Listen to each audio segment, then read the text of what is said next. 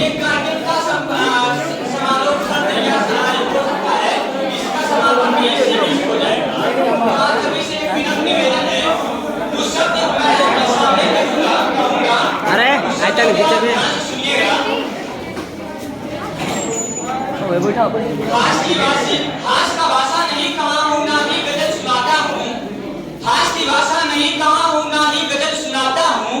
अरे कविता लिखने नहीं है कि चीखें लिखते जाता हूँ। देश मेरा जल रहा है आग लगी है सीने में, देश मेरा जल रहा है आग लगी है सीने में।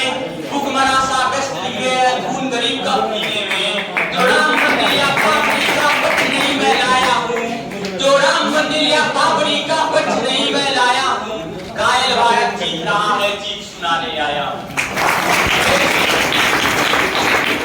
साथियों, मैं आप सभी के बीच इस 15 अगस्त के इस पावन अवसर पे आप सभी के जो बीच अवसर मिला है मुझे बोलने के लिए, इस जो अवसर को आपको मैं बताना चाहता हूँ। यहाँ पे जो हर एक व्यक्ति को, हर एक विद्यार्थी को जो मंच मिलता है, उस मंच का कितना वो अपने जीवन में उपयोग कर सकता है, उसको आने वाले जिंदगी में आने वाले जो उसके जो लक्ष्य होंगे, उस लक्ष्य में उसका क्या उसका महत्व होगा, उस मंच के माध्यम से आपको जानना पड़ेगा। मैं आपको इस मंच के माध्यम से बताना चाहूंगा कि यहाँ पे उपस्थित आप सभी, अगर आप 200 की संख्या में हैं, तो 200 भाई और 200 बहनों से मैं निवेदन यही करूंगा कि आने वाले हमेशा हर क्षण में आप ये बस सोचिएगा कि अगला ये जो मौका ये मिले तो ये हमें कैसे कब क्यों मिले, और मिले तो मैं किस तरह से अपने आप प्रतिभाग करूं। उन सभी भाइयों, उन सभी लोगों को, उन सभी प्रतिभागियों, उन सभी साथियों को मैं हृदय से बधाई देता हूं जो उनका प्रथम बार इस मंच पर आगमन था और उन्होंने अपने से कई गुना ज्यादा अपने को बेहतर यहाँ प्रदर्शित किया। उनके लिए चंद लाइनें मैं बोलूंगा कि जिंदगी में कभी निराश मत होना है मेरे दोस्त, जिंदगी में कभी निराश मत होना है मेरे दोस्त। कभी भी तेरा नाम बन सकता है अगर दिल में हो आग और हौसले हो बुलंद, तो एक अखबार बेचने वाला भी अब्दुल कलाम बन सकता है।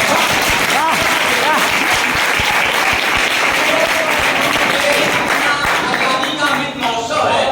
हमेशा हम लोग अभी एक अपनी छात्रा आई हुई थी और वो सुना रही थी कि हम लोग आजादी क्या है। 15 अगस्त और 26 जनवरी को हम लोग जो तिरंगा अपने हाथ में ले लेते हैं वो आजादी है। क्या वही आजादी हमारे बीच रह गई है क्या?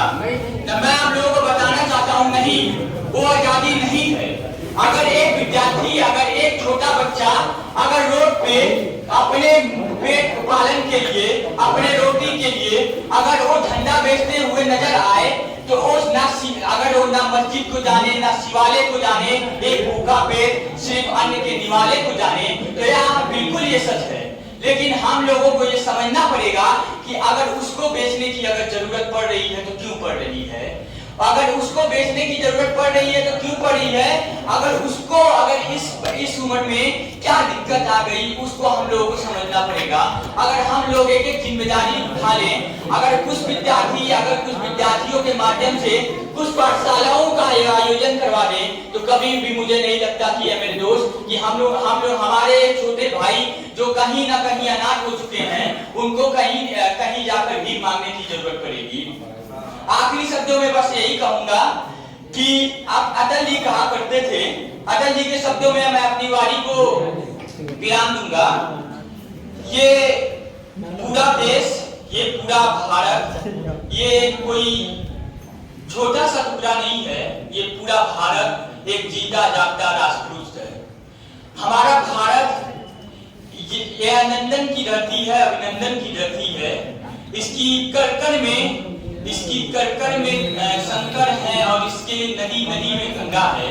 हम जिएंगे इस भारत के लिए और मरेंगे इस भारत के लिए, और मरने के बाद भी हमारे अस्थियों को कोई गंगा जल में ध्यान से कान लगाकर सुनेगा तो बस हमारे अस्थियों से बस एक ही आवाज आएगी, भारत माता की जय, भारत माता की।